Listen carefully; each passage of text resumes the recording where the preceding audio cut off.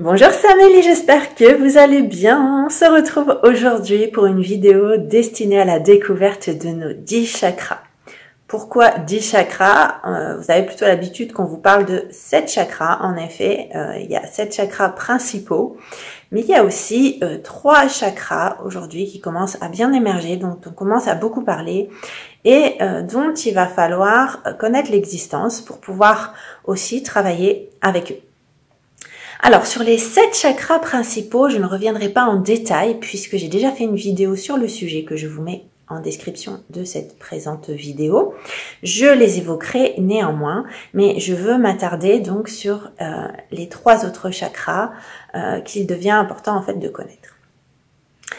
Donc, pour vous résumer les choses, nous avons 3 chakras inférieurs, le chakra racine, rouge, juste au-dessus le chakra sacré de couleur orange et juste au-dessus encore le chakra du plexus solaire de couleur jaune.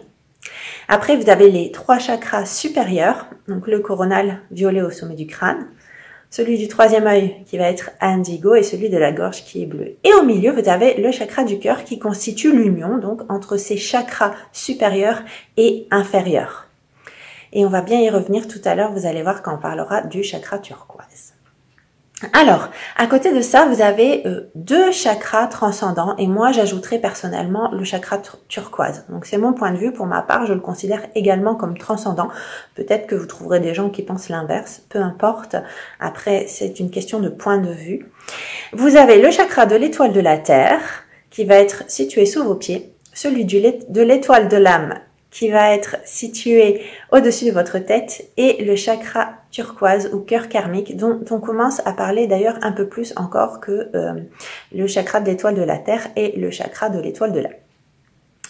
Alors, pour vous exposer chacun de ces chakras, je vais choisir de partir du bas vers le haut. Pourquoi le bas? Parce que l'ancrage, ça me permet de faire un petit clin d'œil, l'ancrage va être de plus en plus nécessaire.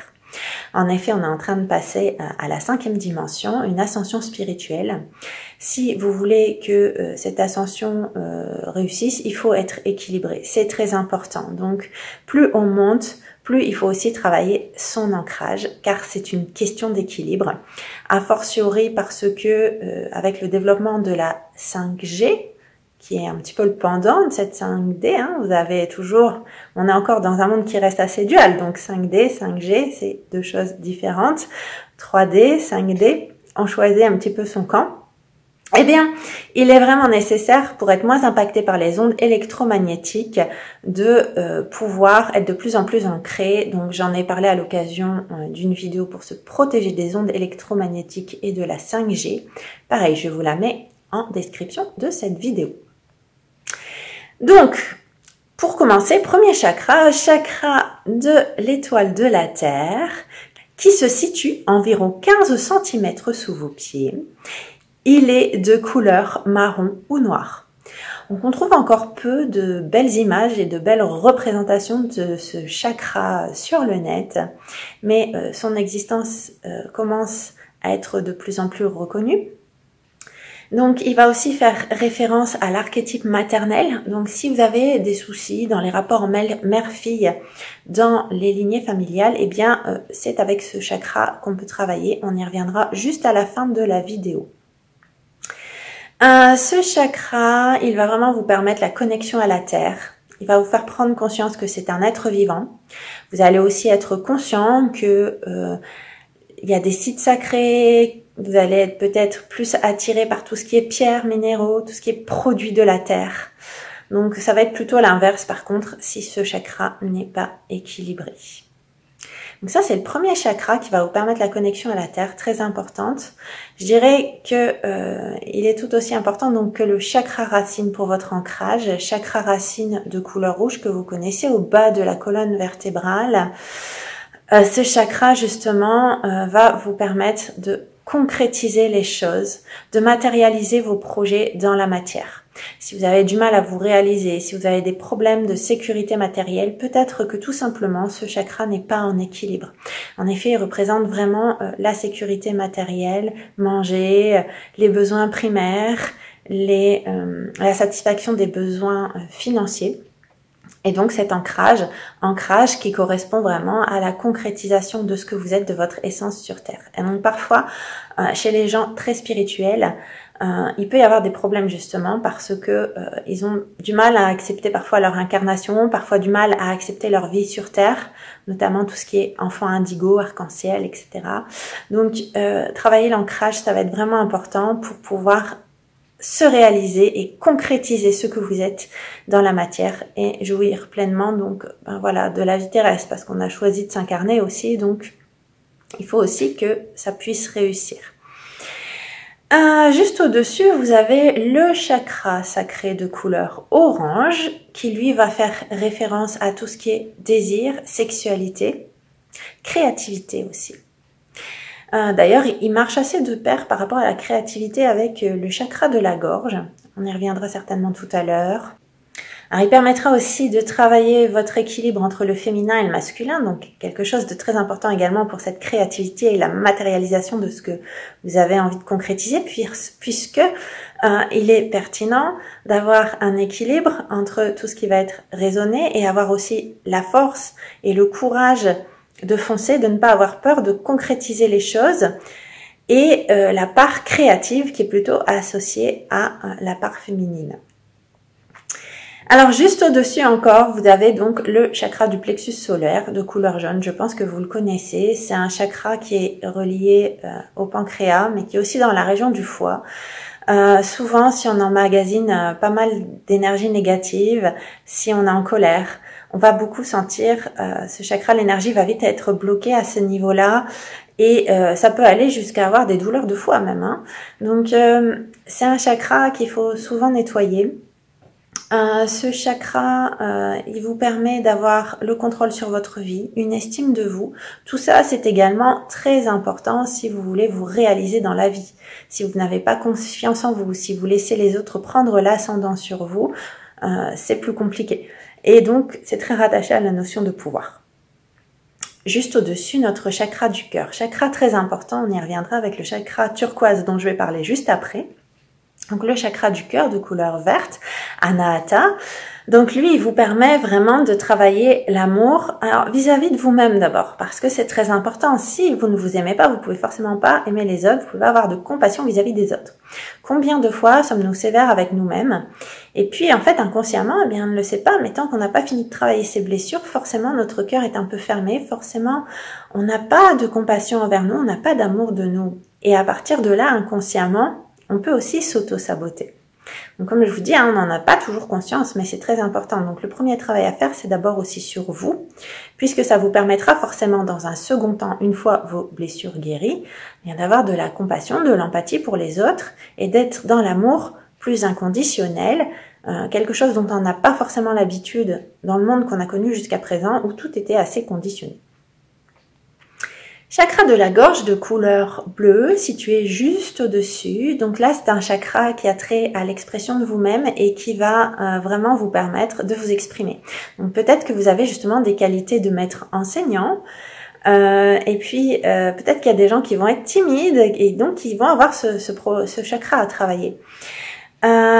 Il travaille de pair avec le chakra sacré, comme je vous l'ai dit, pour libérer la créativité, ne pas avoir peur non plus de vous exprimer, ne pas avoir peur aussi d'exprimer peut-être des choses parfois qu'on n'ose pas exprimer, on les garde pour nous. Donc au contraire, il faut le travailler son équilibre pour ne pas avoir peur d'être honnête, ne pas avoir peur non plus de dire ce que l'on pense.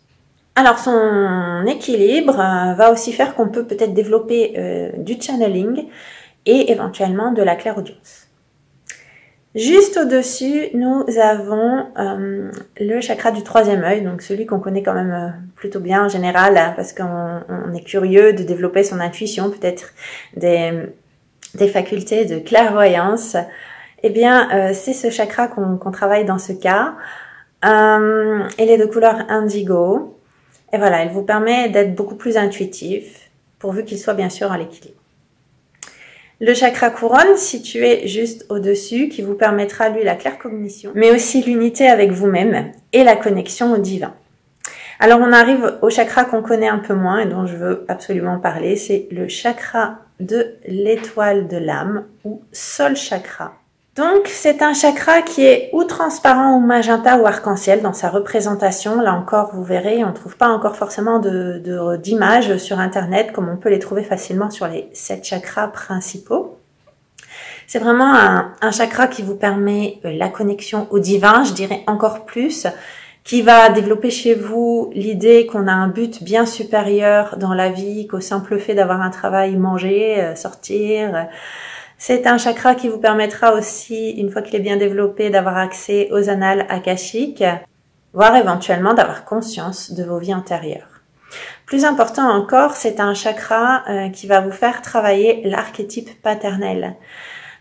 C'est important chez les gens qui ont du mal aussi à se réaliser dans la vie parce que peut-être que certains ont eu un père qui n'était pas présent ou un père qui croyait pas assez en vous. En tout cas, vous avez eu un manque de soutien par rapport à la part masculine dans votre vie. Donc peu importe, hein, là je dirais les hypothèses, elles sont multiples hein, là-dessus. Donc si vous n'avez pas eu assez de soutien, si vous n'avez pas eu assez de cette énergie masculine finalement, forcément que vous allez avoir du mal aussi à vous réaliser. Donc c'est important à savoir parce que si vous avez des problèmes de ce côté-là, vous pouvez travailler bien sûr le chakra racine, l'ancrage, mais aussi ce fameux sol chakra. Donc, je vais vous expliquer très rapidement à la fin comment on peut travailler et aussi comment on sait si c'est à l'équilibre ou pas. Simplement, je dois terminer avec notre dernier chakra qui a une part très importante, surtout en ce moment. Donc le chakra turquoise ou cœur karmique. Donc ce chakra, il est relié au thymus et au poumon. Donc en cas de déséquilibre, je vous laisse imaginer ce qui peut arriver. Je pense qu'on a eu des cas concrets assez récemment. Il va aussi être attaché à toutes vos vies antérieures. C'est le cœur karmique. Donc, vous avez votre karma, les expériences de vie dans cette vie, mais aussi les expériences des vies antérieures. Donc, vous n'avez pas forcément conscience. Et donc, vous avez peut-être accumulé beaucoup de souffrances sans le savoir. Donc, c'est très important de travailler là-dessus, sur vos blessures. Parce que une fois que vous avez réussi à libérer tout ça, eh bien, vous allez évidemment éviter le cycle du karma, continuer à vous attirer des choses qui tournent toujours autour du même problème et des choses qui sont souvent donc pas agréables puisque c'est ce que vous avez à travailler. Mais ça va aussi libérer vos souffrances et ça permettra une véritable fusion entre les 3 cœurs puisqu'on estime que ce cœur karmique, le cœur physique et le chakra du cœur, eh bien, ça forme une ligne horizontale. Donc concrètement, vous avez les 7 chakras qui vont former une ligne tout le long de la colonne vertébrale. Le chakra du cœur qui est au milieu, donc qui permet l'union entre les chakras supérieurs et inférieurs. Et vous allez avoir ici donc cette ligne horizontale, cette fusion. Et vous allez faire votre croix intérieure, ce qui vous libérera de tout et ce qui vous permettra beaucoup plus d'être dans la compassion, mais donc forcément aussi plus dans l'amour. L'amour, c'est une des énergies la plus puissante. Vous pouvez même voir des propos de physiciens comme Philippe Guillemant qui en parle. C'est vraiment en termes de fréquence ce qu'il y a de plus puissant. Donc pour réussir à avoir cet amour, il faut bien sûr se libérer soi-même de ses blessures. Et donc là, c'est pour ça que ce chakra turquoise, il a un rôle essentiel à jouer, surtout donc en cette période. Donc, voilà dans les grandes lignes pour ces chakras. Donc, comment sait-on s'ils sont à l'équilibre? Bien, vous avez quelques caractéristiques que je vous ai données. Après, vous avez la vidéo, bien sûr, qui vous reparle en détail des 7 chakras principaux. Je ne suis pas revenue dans le détail, puisqu'il y a déjà une vidéo dessus. Eh bien, tout simplement, si vous n'êtes pas à l'équilibre, eh bien, c'est souvent l'inverse des qualités proposées quand ils sont à l'équilibre. Et puis alors ça, on le voit pas tous, hein, ça dépend si on a développé les capacités de clairvoyance ou pas, mais voilà, concrètement, la couleur du chakra, elle va être beaucoup plus affaiblie, beaucoup plus terne, elle ne va pas être lumineux, rayonnant. Alors les chakras, j'aurais peut-être dû commencer par ça en début de la vidéo, mais je vous rappelle que ce sont des vortex énergétiques. Hein. Notre corps va se nourrir à 50% de l'énergie cosmique, des ondes scalaires.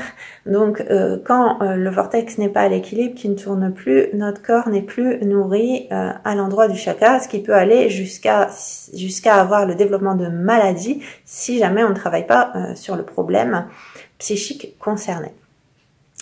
Alors, il y a différentes méthodes et je voulais vous dire que j'ai créé un outil justement, un outil qui vous permettra de connaître tous ces chakras un peu plus dans le détail. Ça reprend ce que j'ai dit mais avec bien sûr un peu plus d'informations et aussi toutes les méthodes que vous pouvez avoir pour pouvoir le nettoyer. Je vais les évoquer rapidement, mais il y a aussi donc les audios qui correspondent à chacune de ces méthodes pour que vous puissiez faire la méditation et libérer les chakras.